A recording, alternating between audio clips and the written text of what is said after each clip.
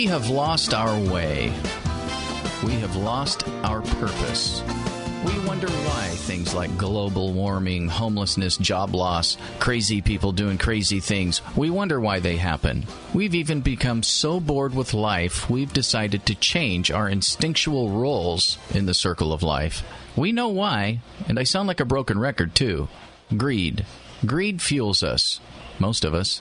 Why have so many jobs been lost? A major factor, automation. Why? Greed, to make more profit. Do things cheaper. Global warming. Why? Greed.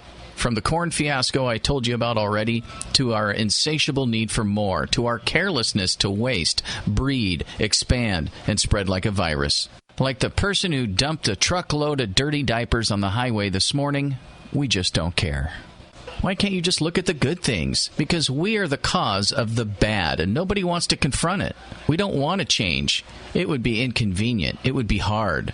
We're all so focused on trivial things like shopping on Amazon, taking vacations, Facebook, and other life wasters, while the problems get bigger and bigger. Do we expect someone else to fix them? Or do we need a dictator to force us to do things? The answers are so simple, yet nobody wants to make the first move. It might interfere with my binge-watching Game of Thrones on Netflix, or my paintball tournament on the weekends. But hey, if I want to build my own house, I have no problem with clear-cutting what was once a perfect landscape in order to get me my own piece of the country. No need to try to reuse an old house. I'm entitled to whatever I want, regardless of the collective impact.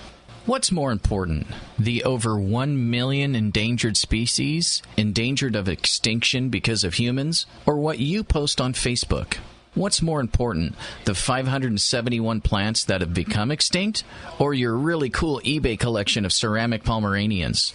Our priorities have become introverted. We don't care about anything but ourselves. We're just surviving, right? Look around you. Is what you have survival or privilege? What our grandparents, great-grandparents, and farther back, what they did was survive.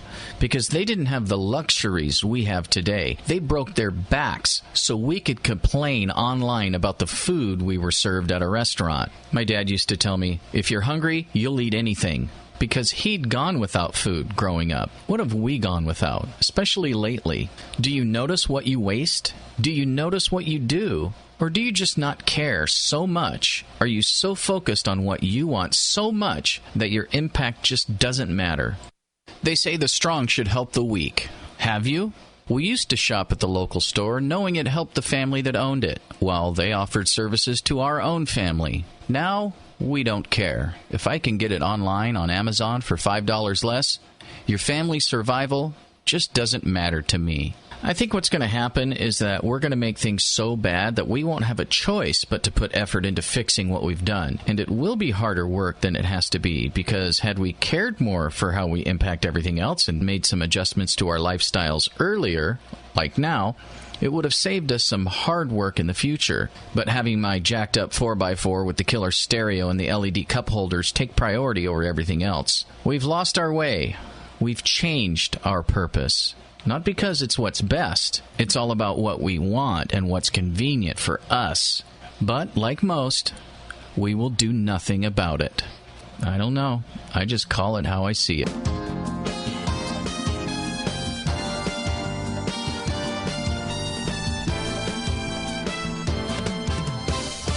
It's KBKW's Coffee Talk. It is now 8:17, and with me is Stephen Arms, historian, and of course we were just listening intently to John D. Manson's commentary, and he made some good points, and you're finding that they're allowing these big businesses to take over everything. Like now, you can buy a car without going out of your house.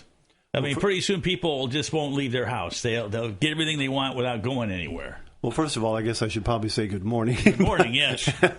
But I agree. It is getting to be, it seems what he's talking about is the idea that people have become so self-centered in their thoughts. His big thing was greed. And I go, it's kind of funny because when I heard the word greed, I always think about the 7 deadly sins. Because greed is one of the 7 deadly sins. And again, this is a philosophy from Christianity back to the 700s, and Thomas Aquinas picked it up in the 1300s. I have to drop history stuff to prove that I'm a historian, right? But he's talking about greed, and I agree. But they don't want to change it because of sloth, because people are lazy. I mean, Jefferson realized that in the Declaration of Independence. He said that people, I'll paraphrase him, that people are willing to suffer so long as that suffering is bearable.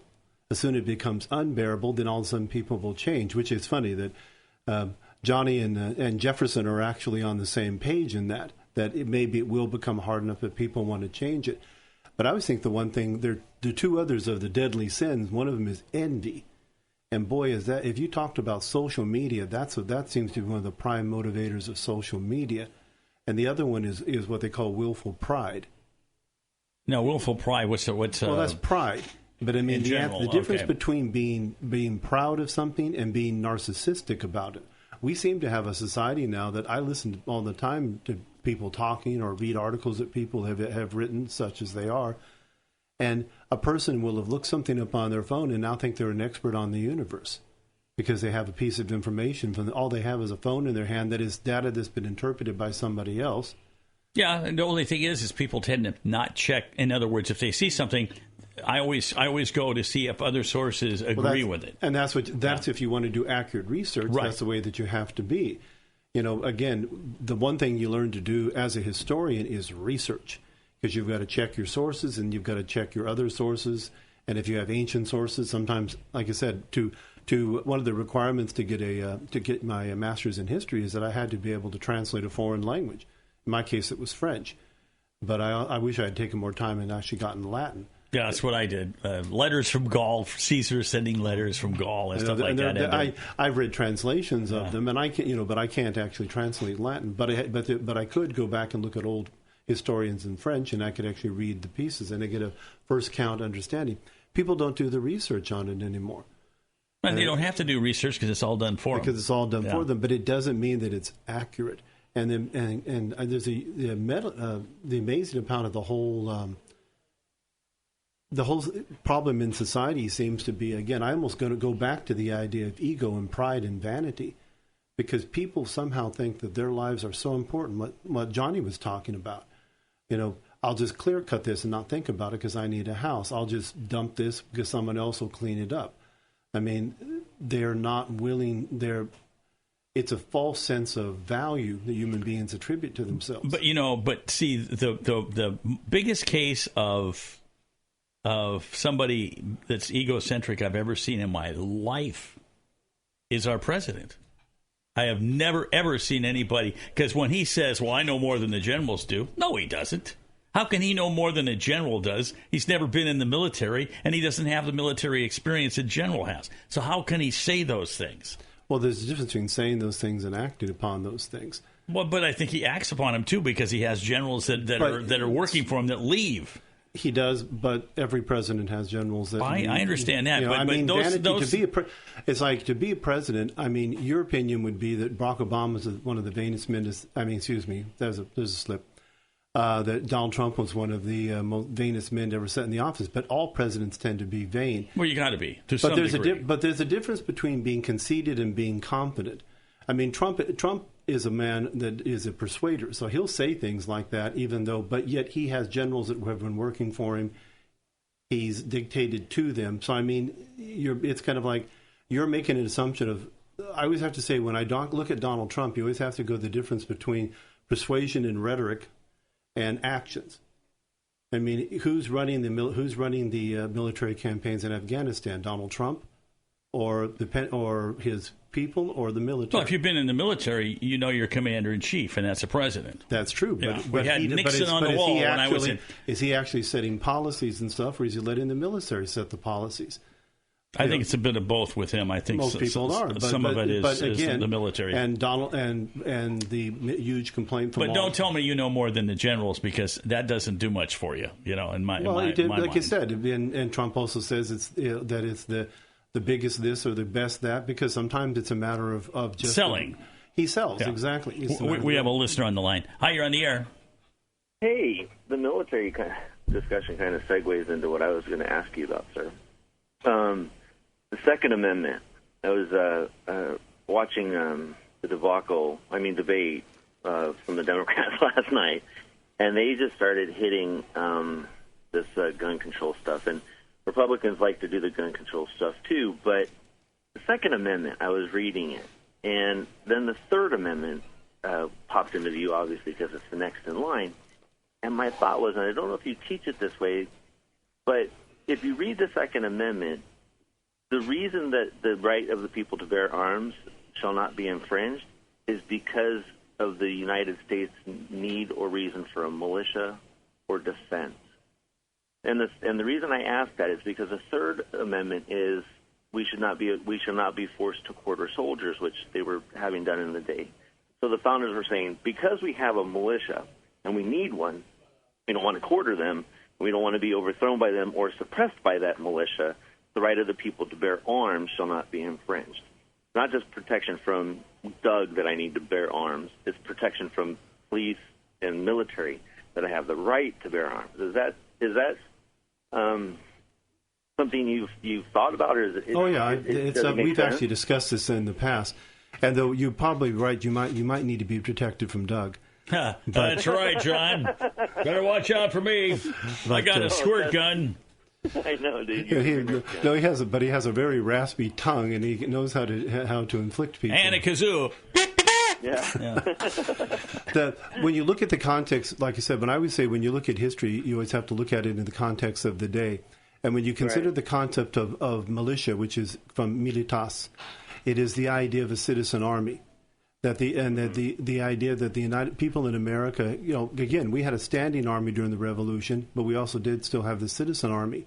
So it considers the fact that people have a right to protect themselves and to have armament, to organize as a militia if necessary, but in other matters also. Because, again, the Second Amendment was written primarily to...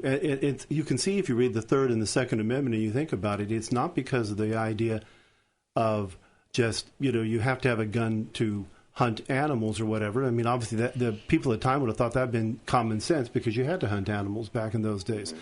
But they're looking upon it as the idea that it is a weapon against tyranny. Right. So, I mean, that's the argument people... And that's what I was bringing up is that, and that I think is the reason the citizen commander-in-chief being the guy in the executive office, right? Exactly. You want to have it be a citizen. And there's one of the reasons, there's also the reason why the Electoral College exists. It exists so that the President of the United States is elected by the majority of the states rather than just the population centers. Right. But getting on the greed topic, I appreciate Doug's form of greed because I can afford to advertise on his radio network. I can't afford to advertise on the Jet because the person who was over there is just too greedy in his paycheck. What? So are you saying Doug is making too much or too little? I think Doug is making just as much as Doug wants to make, and it's up to him if it's too much or too little. Just take it easy. Thank you. Bye-bye. And that's one interesting thing about radio is everybody does their own deal. Mm-hmm. Well, you negotiate. Everywhere I've worked, you do your own deal. Everybody does their own deal. Nobody knows what anybody else is making. You make your own deal. I think they call that capitalism. Well, yeah, but it's also a form of you're providing a certain talent that is yours.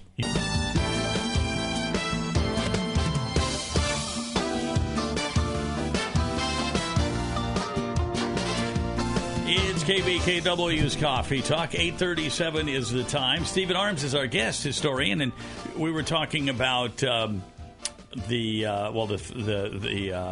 Second and Third Amendment to the Constitution. But I was also, when I was thinking about, I was talking about from Johnny's piece about the 7 deadly sins, and I wanted to. I'm not a Christian. I mean, you know that. I think you know that, Doug. I'd be an agnostic, but I don't. I've been baptized a couple times. Apparently, it didn't stick too well. But other than that, but I do think it's interesting that I mentioned the 7 deadly sins because you really can't underestimate the influence of Christianity on the United States' government, on Western civilization in general. It's been kind of the moral compass. But so is the Jewish side, though. The Old Testament leads to the New Testament. And that's a whole other argument. Now we're talking, about should the Old Testament and the New Testament have been put together? This is. Well, I think Constantine decided on that, didn't he? No, that goes back. It goes back to the. I'm drawing a blank on the term. The Council of. Right, but that was set up by Constantine. No, Constantine is in the 500s. This was actually done in about the 200s. Because they had to go through the books. Oh, I see what you're saying. Okay, but when it became the official religion of Rome, Constantine converted to Christianity in about 524 because of his mother. And also when he did, it became the official religion of the Roman Empire, and that spread Christianity. And that point's why it wasn't called the Catholic Church; it was called the Church. When you look at it from the 500s on through the Dark Ages up into the Middle Ages. I mean, it was just the church is what they generally refer to it as, because Catholic means the single one, basically is the translation for it. So, I mean, it is, but I don't think people should underestimate, that how much that is part of the structure of our government, because it sets a certain set of rules. Yeah. Like you said, we were talking about the golden rule, which is, again, kind of a paraphrase of Jesus, love your neighbor as yourself. If you do that, then you live a pretty good life. And that's kind of the precept of a lot of our Western civilization, is that we have the idea of the value of the individual, and that the individual should look out for the other individual. People think that's like, well, so what? That's not as common in the rest of the world as most people would think. I mean, there's, they're not everybody who says, Buddha does, but other than that, there's a lot of most of the religions don't care too much about that. Well, they say that one of the reasons why women have been put down for so many years is because they were blamed for the Adam and Eve routine, where, that's the argument of the original sin argument. It's a woman's fault, And people often say that, and I often they say that you haven't really looked at history if you think that's really actually the case. Men tended to be more leadership positions because, again, men tend to be aggressive, and that is a leadership type of quality. That goes back from a long way back. Men are slightly more aggressive than women. It's about 60-40, 70-30 when you actually look at the statistical, psychological information. But I also think that men tend to keep women in their place because see, that I don't know if men keep them in the place. I mean, a woman has to take care of children, and we don't think of that now because we live in the 21st century. But in the 20th century, that changed. In the 18th century, women had to take care of children because if you don't nurse a child, the child dies. Right. Oh, I understand that, but I'm just saying I think women had to show their influence over men in other ways. Oh, and that I definitely agree with. Because people often say, so then the guys formed all these little groups that they could get away from their wives, so they could be men because the ladies were making it. And I think that the women can accomplish more than men can in a lot of cases. I saw that in radio, for instance. That's why so many women sell radio. It's not because they're female selling to males. It has to do with they're more, they just work harder in a lot of ways.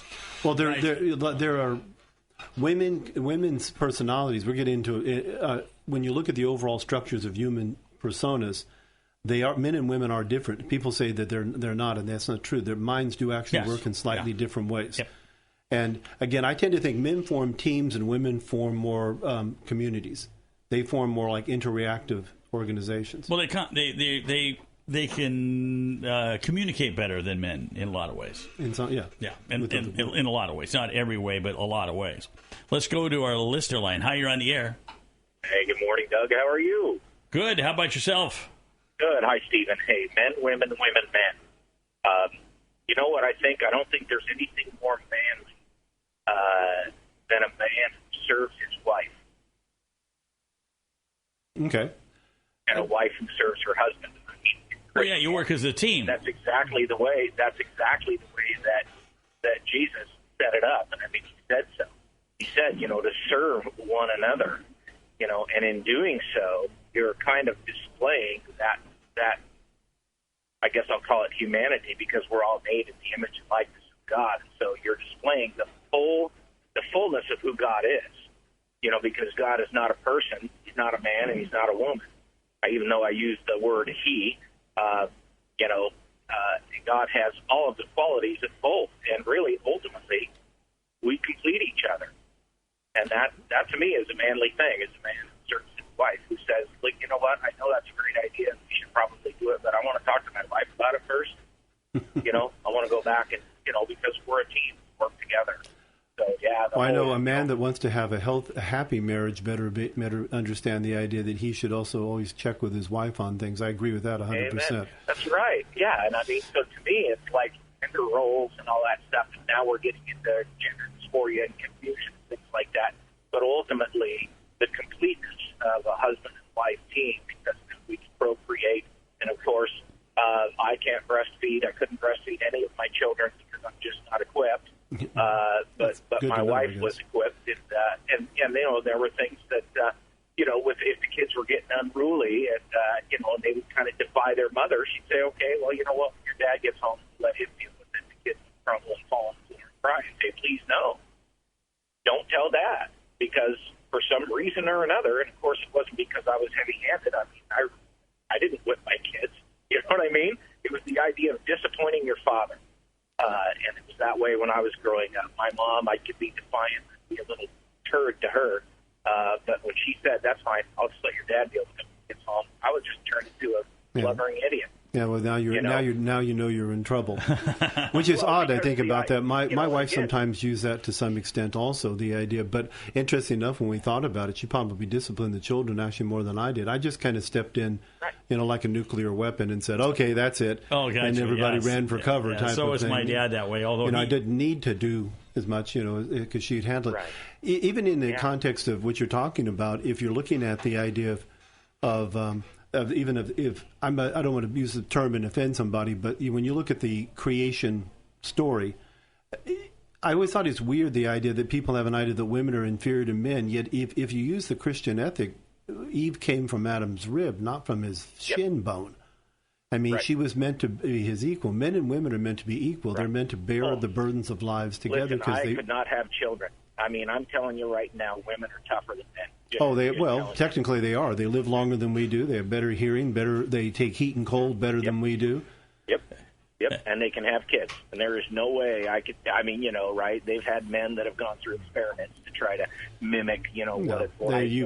There isn't any way to do that, not unless I mean, a woman who has been a trans woman who's assuming her role as a man, still has the organs, can have kids, but it's still a woman biologically. Well, DNA, your DNA is like well, I mean, if you have a uterus, you're a woman. I'm sorry. The only exceptions of that are some very, very, very minor, what you call hermaphrodites. And hermaphrodites fall into the one in hundreds of millions of anomaly genetically. They're virtually non-existent. Well, so, I mean, you know, to me, it's kind of like this whole idea that, you know, men are superior. You know what? In some ways, we are. We have testosterone to make that happen. And so, and you see women that take lots of testosterone, and they're, you know, okay. But they still don't get as strong as men do. Because, again, biologically, you're right. Men are different. Our bones are denser. Our muscle tissue is slightly denser. And we also die 10 years earlier because of it. And because we're rowdy and we do things that don't. Well, no, I mean even biologically. If you live a great life, testosterone, in the womb that was formed, our lives are going to be shorter than women's on a whole by 10 years, always, just because testosterone has a toll on the body that it doesn't have on women. Well, like an inflammation issue or something. Well, inflammation like is just things wear out. The joints and the way that we're structured and everything, we will just live less than women on a whole because of that. And we're not as civilized. Well, that's what Lori does for me. She's civilized me. I would agree with that too. Yeah. That's one of the issues. I've said in the past that a man found a burning stick that got hit by lightning, ran back to the thing 50,000 years ago, poked it at everybody, said, "Look what I found." A woman took it from him and said, "Give me that. You're going to put somebody's eye out." And then realized if I feed this like a child, it stays around. Right. And then that's how we ended up with fire. Right. It's a guess, but it's a good guess. Chat. All right, I got to run because we got a break coming up. Thank you. Bye-bye. All right, bye-bye. It's 8:48, and we'll be back in just a moment. It's KBKW's Coffee Talk. It is 8:49. And now, what are some other things you wanted to chit-chat about today? Well, let's see. I guess we could talk a little about the debates. Yeah, the two of them, you know, 10 on the stage each time. I processed what I thought about the first Democratic debate the first 10 that was with when they had Warren and Castro and it was. I would agree with Trump's tweet on that. It was boring. I mean, it was just a bunch of. It's funny that we do debates in general. The concept of debates goes back to ancient times. But I think the most significant, when people think debates, they think the Lincoln Douglas debates. Well, Lincoln Douglas had 7 debates that were 2 hours long each. One spoke for an hour and a half, and the other had a half-hour rebuttal. I mean, can you imagine the current politicians trying to actually make a coherent thought for an hour and a half? Well, if they were used to those kind of debates, I suppose they could. But back then, that's not how it was done. But I'm sorry, I don't think there's enough. I looked at that stage and don't think there was enough brain power on the whole stage, especially from our governor. Well, that's one. He's an idiot. I kept looking and going, who is this guy again? He's one of the generic ones. I mean, I looked at it like this. I actually wrote this comment. Someone had asked me about a humorous kind of opinion on it, and I said, what happened? I looked at that debate, and I said, the clown car rolled into the middle of the arena. 10 clowns, poured out. One of them was dressed up like a Cherokee. One of them looked like Lurch from the Addams Family. A couple of them were dressed up as vaqueros because they had to get their Espanol in there, and the rest of them were just generic clowns. They ran around in a circle. They beat each other with their little boffers, except for the poor Beto clown. They really beat the Beto clown up a lot. They all stopped, cheered, declared victory. But when Trump's in one, he just turns it into a fiasco of sorts. Throwing insults everywhere. I mean, depends on what you're playing. But I'm not saying that's not a debate either. No, that's not the point. But this wasn't a debate. There was no real discussions. There was no. All there was it was a lot of pandering. It was a lot of. There's a fundamental. But part of that's the rules. Well, the rules, because they said it in a way where no one can do any actual damage. Well, 10 people one and then 10 the other. Yeah. The second debate I've watched, but it was more chaotic and there was a little more going after people more directly. Well, especially after Biden, because he's after Biden. But also I was noticing that Kamala Harris went after Bernie, calling him on some of his socialist nonsense that he has. I personally, if I were going to guess, I can give you for what it's worth. It's a semi-educated opinion since there's so many of them. I would probably think your best choices would be Liz Warren or Kamala Harris, because running a woman is a good way. And this is just based on demographics and trying to get it in there. And if you're going to have to choose between the two, and you choose Kamala Harris, because not only she's a woman, she's also a minority. She pulls to different aspects in the. So you're talking about the ability to get elected. Okay. Or at least to pull more of the Democratic votes.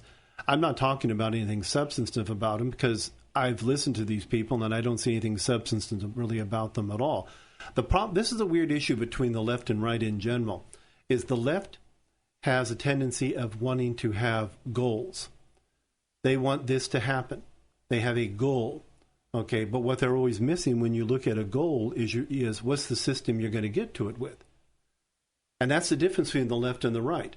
I mean, the left. Yeah, but what system has the right put in place that's knocking everybody dead? Probably every form of taxation systems. You're going. If you want to solve, we have laws on immigrations. Okay, the Democrats say, I don't like them. I want everyone to be happy. I want pending thing. But what's your system to getting there?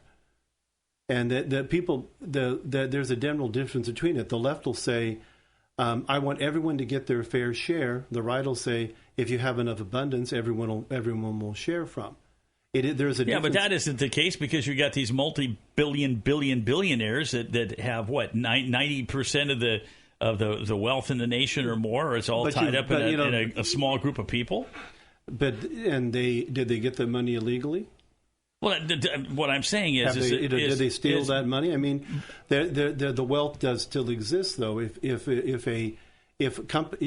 now the economy is doing well. It's growing at almost 4%. I mean, that is affecting everybody's businesses. And anybody who says the economy is doing poorly. Small businesses aren't doing well because they're getting eaten alive by the Walmarts and by the Amazons. But that's the factor of competition in the market. I'd agree with that. And the way around that is not. But see, I don't like Walmart personally either. I don't shop at them. Okay, but it doesn't change the fact I don't begrudge them their vicious way to make their money because it's legal. I mean, if people didn't want, doesn't make it right. Right's a matter of a point of view on it. So it's legal.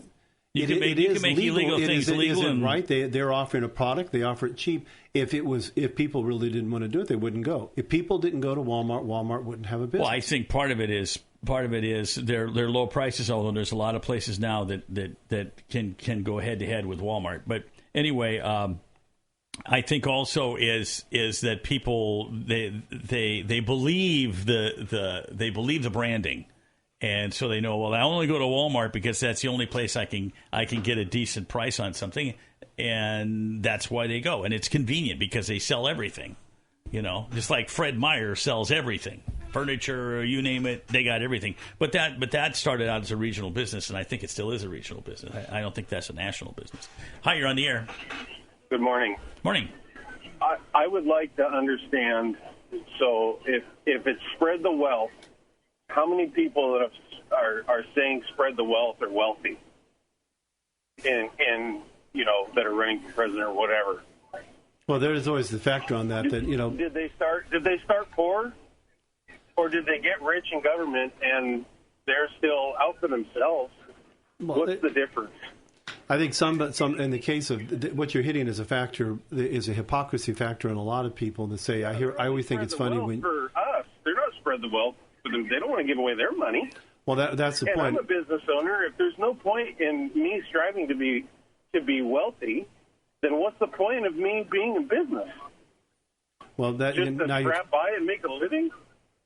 Well, I think the answer is that this is why Bernie Sanders had to move it to billionaires instead of millionaires, because as soon as Bernie Sanders started being worth about $2 or $3 million, he had to exempt himself from the status. He doesn't make $60,000 a year like the rest of the people that are normal, I guess, or whatever you want to call normal. But I mean, this is ridiculous to say that spread the wealth or whatever. I mean, I'm not saying that companies shouldn't be broken up that are too big and stuff like that. And I don't shop at Walmart because I don't want to shop at Walmart. But I mean, to say, well, you can't make, or I'm going to tax you because you make this amount of money or whatever, and this guy does, we're not going to tax him, it's ridiculous. Well, if I can give you an answer on it, at least a part of the answer would be, again, it's the idea of I have a goal. I want everybody to have health care. I don't want children to be suffering. I don't want these things. They're bad. I want them to change. So the logical way to do it is to say the answer is we'll just acquire the necessary money from those who are rich. And the problem is you can't do that. There isn't enough money amongst the rich people to tax them to the point. You could tax them 100%. And they're all in the government. Well, the government itself does have a lot of money too. You could fix that a lot, but they waste a lot of money, and they do. They waste a tremendous amount of money. Sure. But I don't think that you've got a solution. But you're right. The people that are doing this, almost there are more millionaires in Congress than just about any other dedication you'd want into of type of any other occupation. So I mean, exactly. Absolutely. Why are you? And who's stopping people who are rich? You have rich people who say, I want socialist ideas. Well, then give you how much money?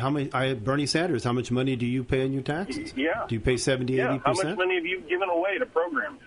Well, and the answer is probably very little. Yeah, enough that you still have $1 million in the bank. Yeah, and 3 houses. I'd like to have 3 houses. That'd be nice. Are you still there? Oh, I think we lost him. Okay. Well, that pretty much used up the hour. Now, I don't have a guest next hour. You want to hang out for another hour? Oh, sure, I can hang out for more time if you want. I do. I can hang out for like the first half. Yeah, let me double check it because I had to cancel the individual that was on. Yeah, I don't have anybody. Because I'm sure there's other things that we can talk about. Oh, I'm sure. Yeah, we had some good broader topics and a few good calls. So it's always good. The more calls, the better. Okay, let's work on something during the break. All right, we'll be back. We'll strategize. Yeah, we're going to have a strategy session. So I mean, exactly. Absolutely. Why are you? and who's stopping people who are rich? You have rich people who say, I want socialist ideas. Well, then give you how much money? Bernie Sanders, how much money do you pay on your taxes? Yeah. Do you pay 70, 80%? How much money have you given away to programs? Well, and the answer is probably very little. Yeah, enough that you still have $1 million in the bank. Yeah, and 3 houses. I'd like to have 3 houses. That'd be nice. Are you still there? Oh, I think we lost him. Okay. Well, that pretty much used up the hour. Now, I don't have a guest next hour. You want to hang out for another hour? Oh, sure, I can hang out for more time if you want. I do. I can hang out for like the first half. Yeah, let me double check it because I had to cancel the individual that was on. Yeah, I don't have anybody. Because I'm sure there's other things that we can talk about. Oh, I'm sure. Yeah, we had some good broader topics and a few good calls. So it's always good. The more calls, the better. Okay, let's work on something during the break. All right, we'll be back. We'll strategize. Yeah, we're going to have a strategy session. It'll be huge. It'll be great.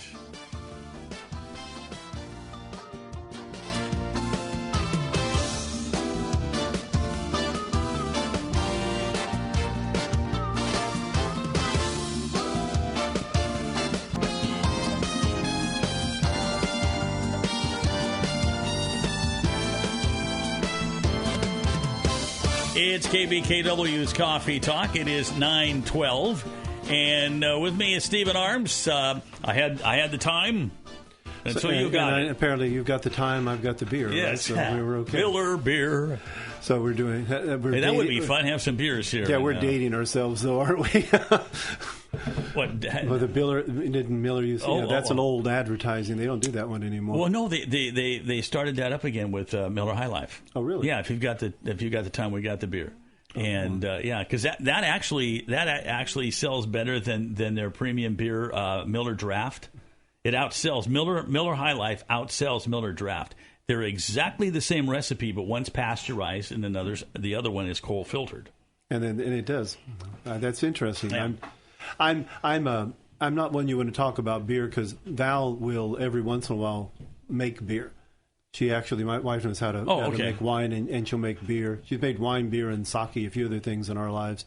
And I'm sorry if you have home brew made at home with from your wife, it's hard to want anybody else's. Well, yeah, and it's kind of like free beer. Except for the fact that I go help her pick up the products and things she needs, and know it isn't free beer. But when I was a kid, we had a friend of ours that his dad would make beer, and then he also worked had a road grader and all that stuff, and he used to work up in Alaska a lot.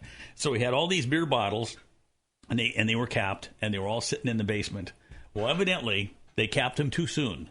And so he's in that TV room, and we're sitting there, and all of a sudden you can hear all this noise, pop, pop, pop, pop, and we're going, what the heck is that?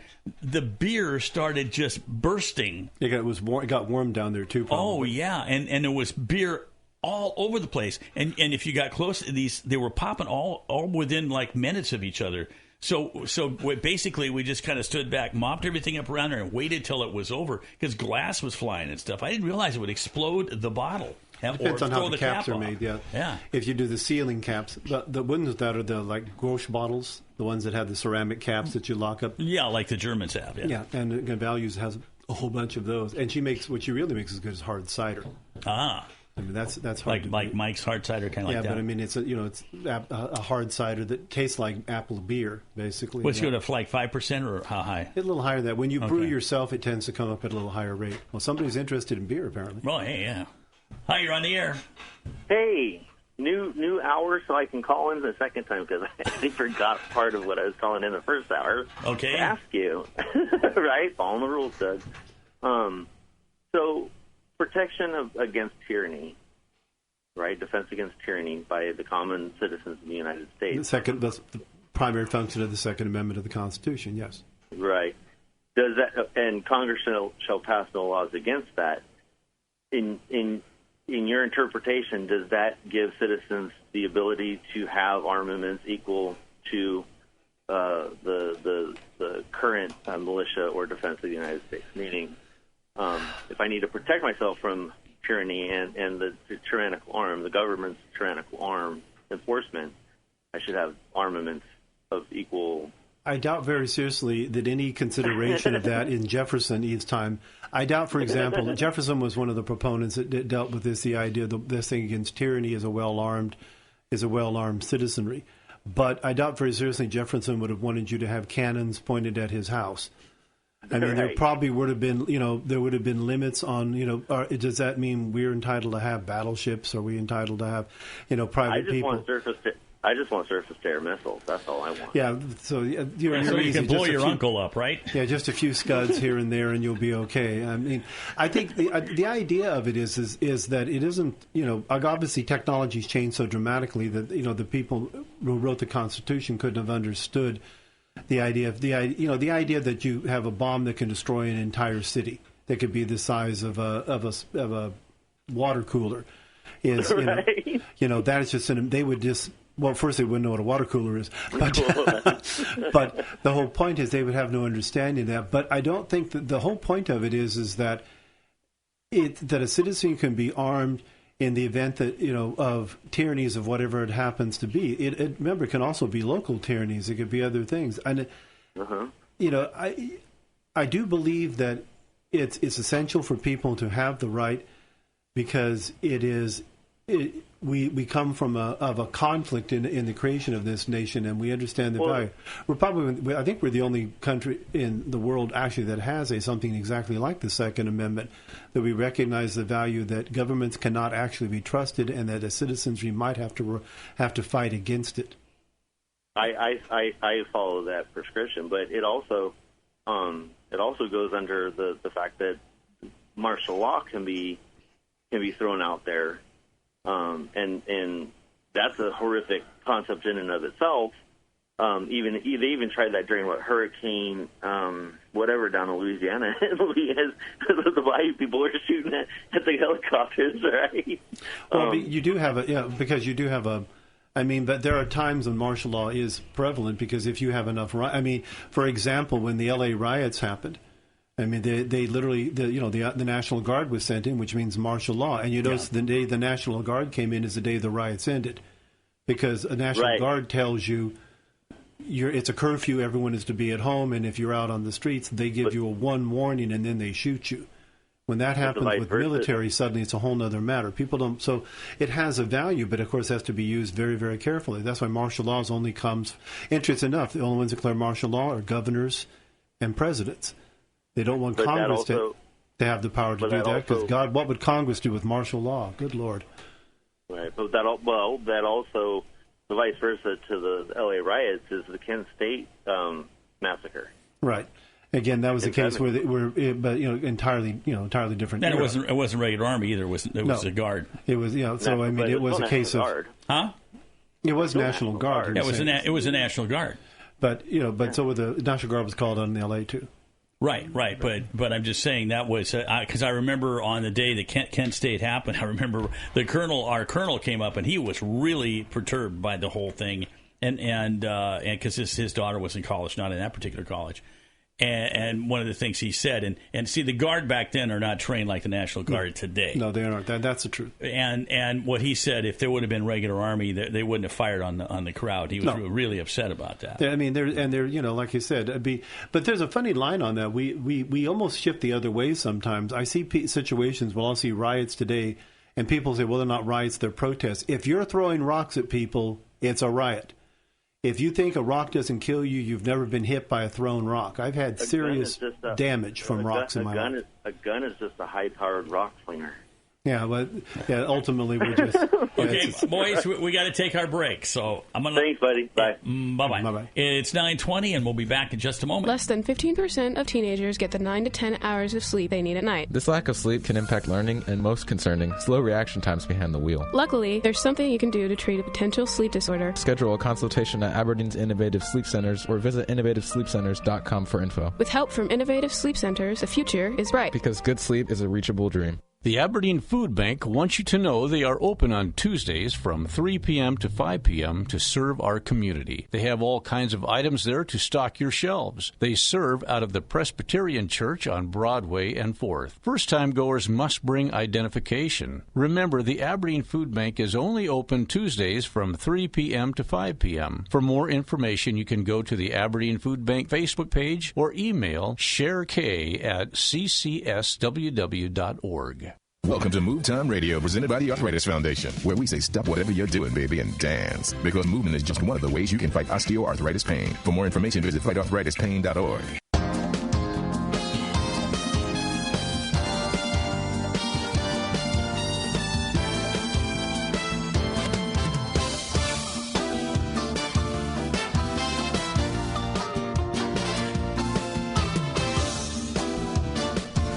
It's KBKW's Coffee Talk. 9:21 is the time, and with us this morning we have Stephen Arms, historian, and right now we're going to take a look at our weather forecast, which is pretty important. We got Founders Day Parade taking place tomorrow. And, of course, the 4th of July, not that far off. But here's a look at what to expect. 50% chance of rain today, high of 66. Tomorrow, that chance drops to 20%, although it could be mostly cloudy, but it looks like we should be okay for the parade. 68 for the high now. Sunday, mostly sunny, 73. Monday, a slight chance of showers, otherwise partly sunny, 67.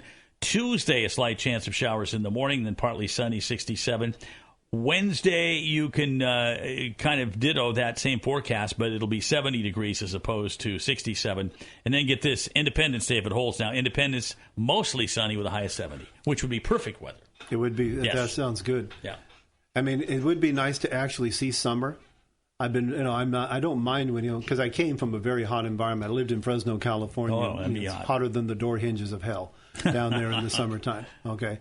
But it was, up here, and so I don't get hot up here. Everyone complains it gets to be 90 degrees, and I think it's nice. And then but it's just like this summer is just weird summer. I mean, it was literally the house was cold enough. I thought about turning the heater on. Yeah, but boy, it's too dry. That's for sure. I mean, we haven't had a good amount of rain that we normally would to enter this time of year. Let's go to our listener line. Hi, you're on the air. Good morning, Doug. I wanted to fess up. I got arrested in 1981 in Korea over martial law. And my friend and I were actually drunk and disorderly at 2 a.m., and you have to be off the streets at midnight. And we were drugged about a quarter of a mile to the MP station by the Rock Soldiers. And we got it. We got Article 15, and we cut a lot of grass for a month. But if we were not in the military, I don't know what would have happened. But we literally, you can't be out past midnight during March. And other than that, you would never really know. This was in Korea?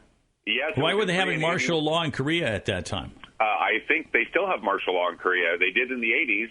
They had those blackouts in the 80s where you had to be lights out. You could not be out past midnight, and the Rock Soldiers got on the buses with machine guns and checked papers. I was on the DMZ, so when we left you were that up part, there. we were then we were past Freedom Bridge, and you couldn't be, so we could be out at night beyond that point because we were up by JSA, but you couldn't be in the civilian, you couldn't be in a town after midnight. You couldn't be out in the 80s. So I don't know if it's still that way in Korea now, but it was in 81 and 82. That's a long time ago. I know, but I have a beer story if I can throw a quick beer story. Sure, we like beer stories. Yeah, heck with it. I mean, his wife makes beer. Well, my father-in-law out the Wishkah made beer when I was in the service, and they came to Germany to visit us. Two things they did. On the way in, his baggage got taken for a week and a half. He brought a case of smoked salmon from Tohola in the little cans, like tuna fish cans, and it got flagged at the airport. It took us like a week and a half to get it because they had to search it. I don't know if they thought it was cylinders or a bomb or what, but anyway, we couldn't get that bag for a long time. But then he got in trouble on the way out because he wanted to go to a brewery because he made wonderful beer, and he wanted hops and barley from Germany, and you can't just take a bag of hops and barley, in your luggage without it being an issue because it's agricultural, it's like produce.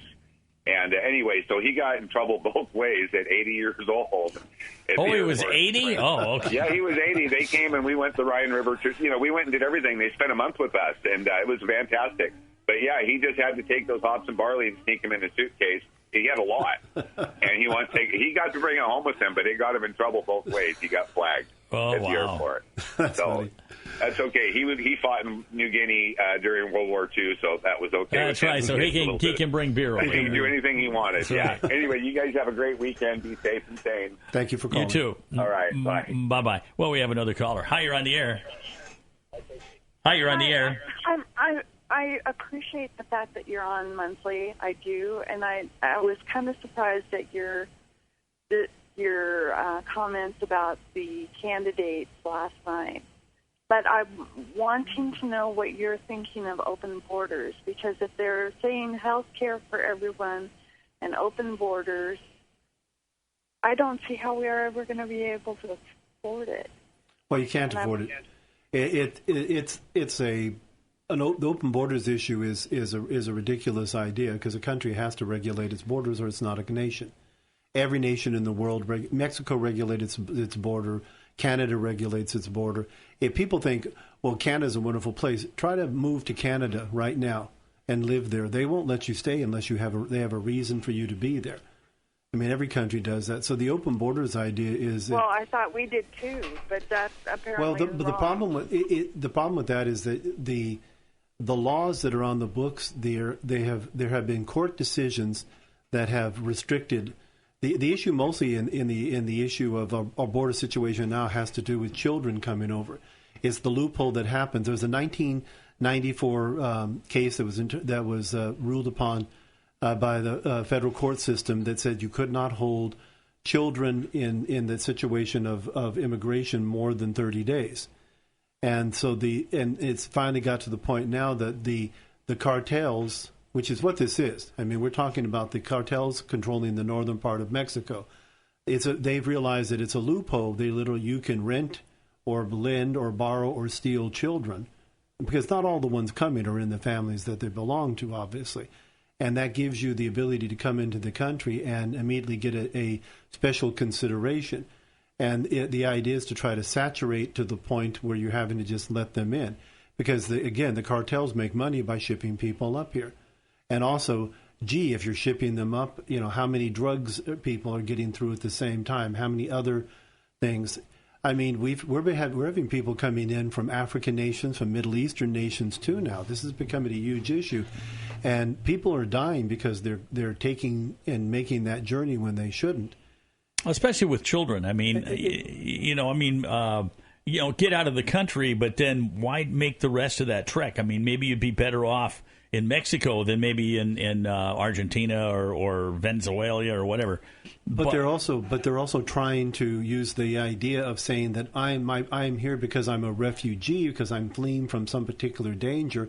So that doesn't work in Mexico? Because wouldn't that be the case in Mexico? Wouldn't you would think, couldn't you just stop in Mexico? Wouldn't you be safe in Mexico? But they're not. They're fleeing because they want to come to the United States. Because, again, we have a situation in the United States now. We have more jobs at this point, technically, than unemployed. So if you want to come, if you're in Central America and want to get a better life, why wouldn't you want to come to America? Especially if they're not stopping you. If all you have to do is bring a kid. Yeah. Well, we're going to have to let you go because we're out of time on this half hour. We got another one on the way. It's 9:29, and I'll be back with Stephen Arms right after our news break. The Real Side with Joe Messina. Real talk, real facts, and real information. This is your opinion? It's a fact. Sundays, 4 a.m. on the Talk of Grays Harbor. KBKW, 100.5 FM and 1450. It's KBKW's Coffee Talk. It's 9:35. And don't forget, coming up at 9:51 is the O'Reilly Report. And so we'll get his take on things. Now, what have you been caught the O'Reilly Report we have here? I catch Bill O'Reilly every once in a while. If he and I were debating, we would butt heads on issues, on things I don't always agree with him on. Sometimes he's very simplistic in his attitude on it. And again, that's because he's a commentator and he needs to just, put forth. But he has more common sense than not. I'll go with that on him. I think it's time, though. I need to do a shameless plug at this point. Okay, go for it. My YouTube channel is Arena of History, and I posted 2 videos this week myself. I've got my cameras and stuff working again, so I'm able to do my videos. I actually did one using green screen. Wow. So you do the weather?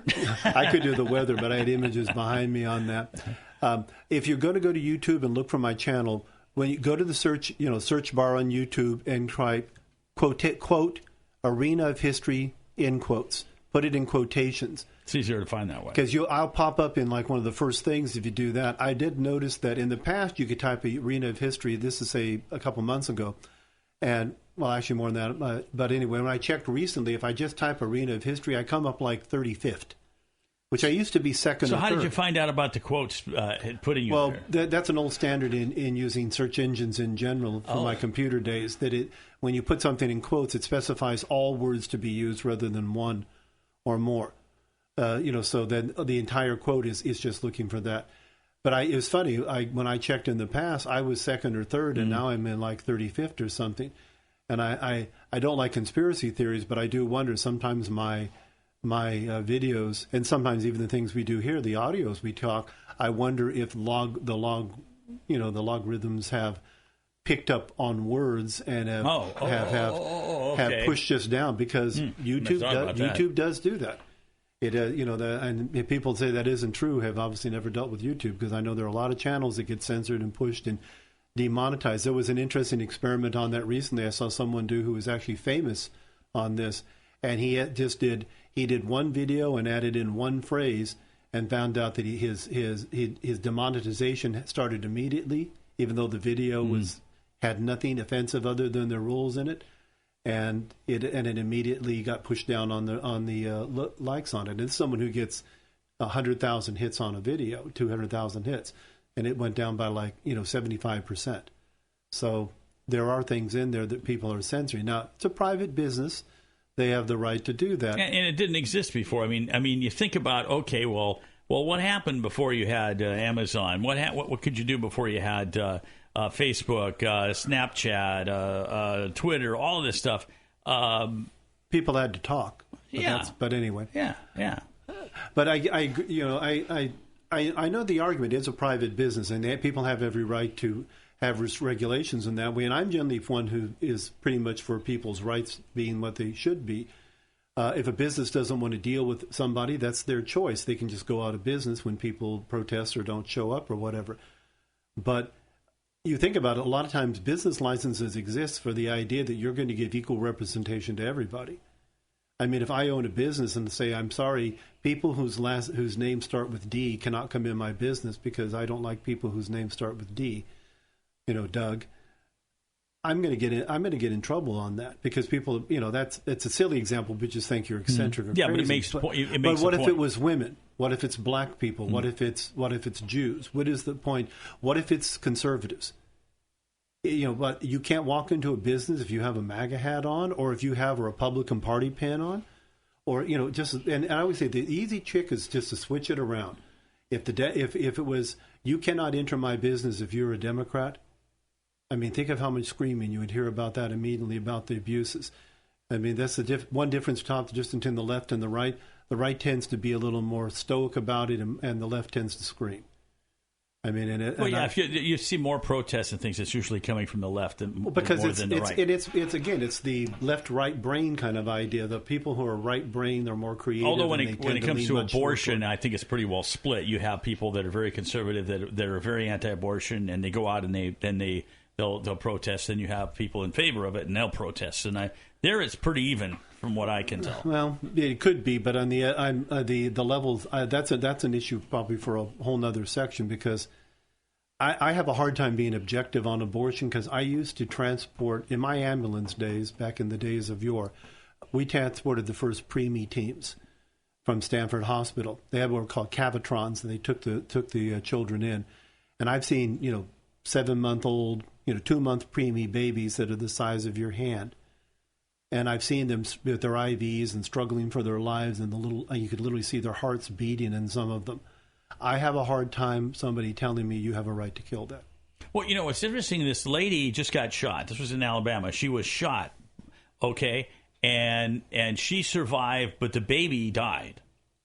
And so she's getting a manslaughter charge, and because she allowed herself to be in a position where this baby was shot. because this is a story that came out today. Wow, I heard this one. Well, it's one of those states where it's an anti-abortion state now.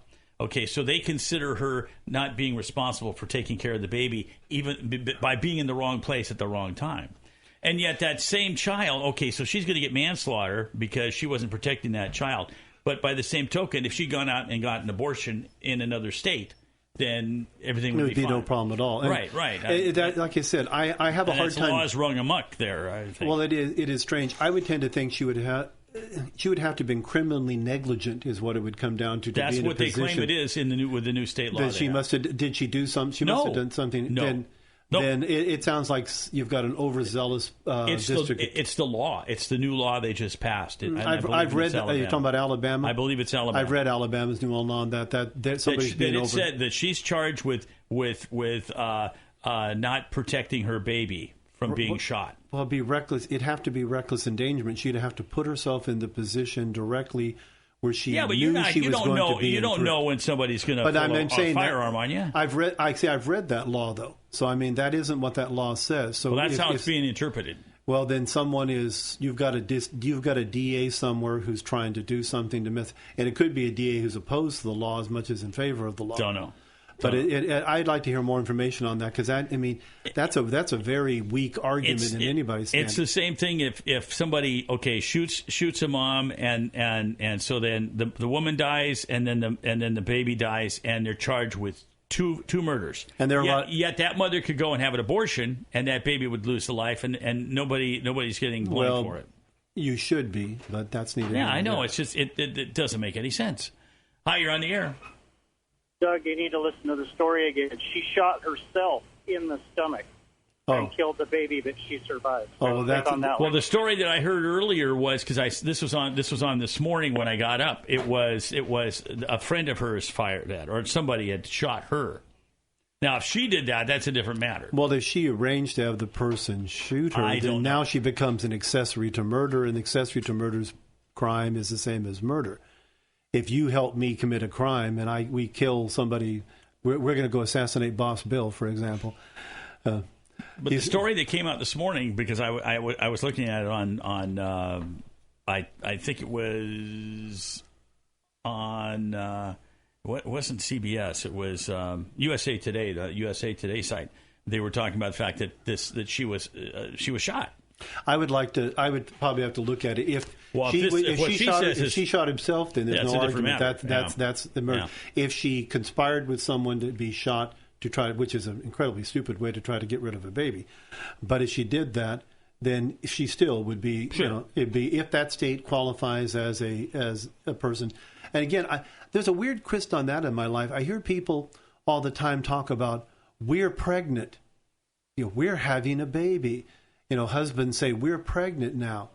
And yet, until the time comes when you get to abort it, and all of a sudden, who cares about the man at that point? Oh, yeah, he has no say. Well, I mean, it's his son or daughter. It is, because I got news for any woman who is pregnant has entered into a sexual transaction with a man and got DNA, one way or the other. Whether she bought it from a clinic or slept with the guy is the reason why you're pregnant. If you didn't have the sperm, you're not going to have pregnancy. Well, let's go to our listener line. Hi, you're on the air. Good morning. Good morning. Hey, there was a caller, the last caller of the last half hour, who talked about open borders and health care for illegal immigrants, and I believe that both of you kind of started nodding your heads as saying, "Yeah, that's bad, that's horrible." That was my interpretation of the things that happened just before the break. But there's not a candidate on that stage. There was not in either night 20 candidates. Not a candidate on that stage that's calling for open borders. And yet that's become a meme in the wrong wing, saying Democrats want open borders. They want open borders. And not a single candidate up there is calling for open borders. Okay, so what's your definition of an open borders? Because I think that's part of what we're dealing with here. What would be the proper ID? Huh? What did you agree with when they're saying Democrats calling for open borders? What do you think they're talking about? I don't think either of us said it. That the idea of open borders is not what we're saying. What we were talking about is the idea of: are you willing to restrict your immigration coming in a significant way? Are you willing to actually poll people? People are being held. You cannot hold people beyond a certain amount of time if they have children. You have to eventually release them. Correct. That was a court decision back in the 90s. But the whole point of that is, so therefore, it has made a situation now where people will bring children with them, whether they're family related or not, simply to get around the system. There were people in the first Democratic debate. Castro was one of the ones who wanted the situation to be that people would become, if they catch them, they're to be simply processed and released immediately. That for all, and since 90% of people, that's what you're considering open borders. That is, if you're not letting me finish my sentence. When people release, open borders? Let him finish. That is not neither Doug or I said open borders, as far as I remember. I've never used the word open borders. I don't have either. It's just, but the immigration issue is a whole other matter. On what level of, I think a caller mentioned open borders. He and I are talking about whether you want to have restrictions, and I thought it's interesting that you saw us nodding our heads on radio, but that's another matter. The idea is that are you willing to? The answer on it is when people are released to come back for a court hearing, 90% don't show up. So if you release people, and that's statistical, that you can check that information yourself. The immigration has plenty of info on that. In that case, then, if you're releasing people, you're doing catch and release, and you're not regulating your border at all. If 90% of your people are just being absorbed in the country illegally. And what Julian Castro called for was going back to the law as it was, at least. I can't remember exactly when it changed, but it changed relatively recently, within the last 20 or 30 years. Crossing the border was a misdemeanor. And so if you were coming across the border illegally, but seeking asylum, it was a misdemeanor, and you could be held in a facility, not a jail or whatever, or you could be given a ticket and say, hey, you broke the law, come back. You're right, a lot of them didn't come back, but the whole problem came about because they changed it to a felony. And now they have to be held in jail. I'm sorry, but surprise! Hey, you're not letting me finish. Remember when you whined about it? I'm the one that's here to be talking. I do not need to listen to your crap if you're going to be putting out just crap. It is still a misdemeanor to do it cross the border. It is a 90-day incarceration with a $2,000 fine. So don't sit there and act like you're putting out information that isn't accurate. And the Trump administration has said they have to be held in jail. And the court said that you can't hold a child in jail. So they're not being held in jail. They're being held in facilities because we don't have prisons built to hold illegals. This whole issue is because we're not willing to actually.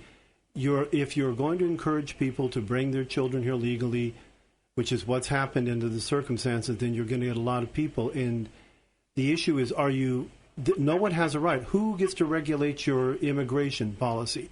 Would you rather have the United States regulated immigration policy or the people coming in? Because that's the difference between the two. Nicaragua gets to choose who gets to come into our country, not us. No, right now the United States is making the decision about immigration policy. That isn't true.